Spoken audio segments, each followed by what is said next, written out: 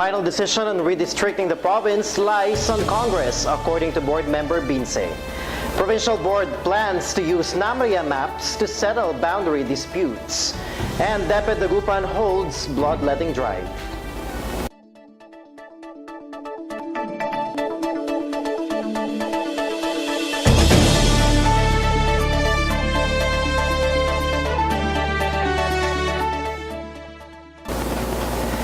I'm EJ Dangla. Good evening. 6th District Board member Alfonso Binse Jr. said on Monday after the regular session that the Congress has the final say on the proposed redistricting of Pangasinan.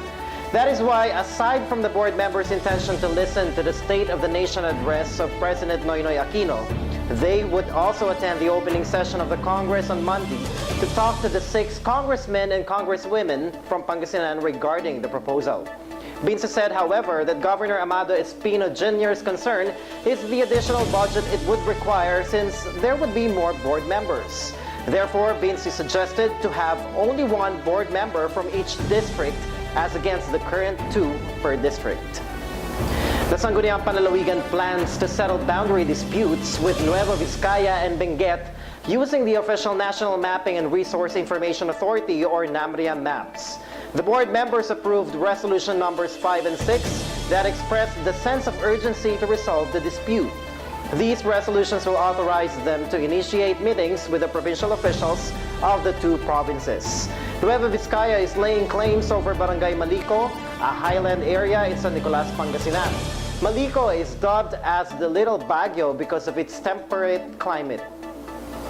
Meanwhile, Tuba Benguet is claiming Barangay Albeng in Sison, Pangasinan. A separate resolution granting Governor Amado Espino Jr. the authority to enter into a memorandum of understanding with NAMRIA was approved by the provincial board.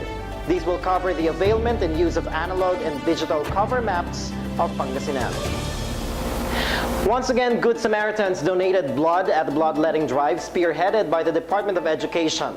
Louis de la Vega reports. Department of Education employees make a beeline to the bloodletting activity that highlights the importance of blood to save lives in the face of disasters as part of the National Disaster Consciousness Month celebration. We're here at the Teachers Hall, Department of Education, Dagupan Division's office to witness the bloodletting activity led by the Department of Education and in partnership with Philippine Red Cross and the city government.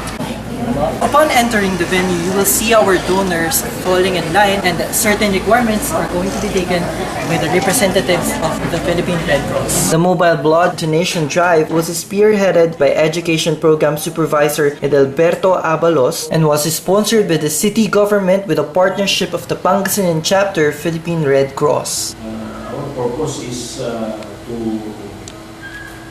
attract blood donors and encourage them to donate because we know for the fact that one of the rarest commodity for a patient is blood, and it coincides also with the blood month celebration. Themed Dugo Mo Buhay Ko, the second wave of the blood donation expects to collect some 100 bags of blood from donors. On this area, aside from registering, the donors will be interviewed by the representatives of the Philippine Red Cross, and of course, their blood type and hemoglobin will be determined. Bakit siya po? Siyempre, nakakatulong din tayo kasi who knows, besides yung pinipigyan ng mga card, it's transferable. Maaaring kung kaibigan mo, kailangan. Deped has been making crucial moves in establishing a mindset of preparedness and safety among its employees in dealing with both natural and human-made disasters. Also, it aims to develop accident prevention programs to identify all hazards in the workplace and recommend action in order to be prepared for any eventuality. Coinciding with the blood donation was the distribution of free snacks to the proud donors. Louis de la Vega, Pangasinan Watch. Based on the recent report of the Provincial Health Office,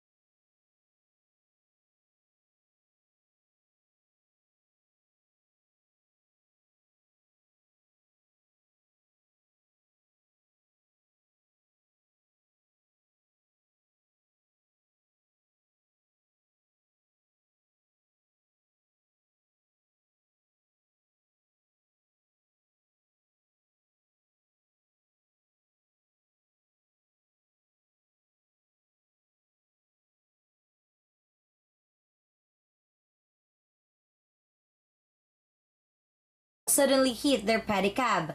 The suspect was identified as Patrick Vistros, 24 years old and a resident of Rizal Street in Urbistondo. The families of the victims will file cases against the suspect. Mayan Garcia, Pangasinan Watch.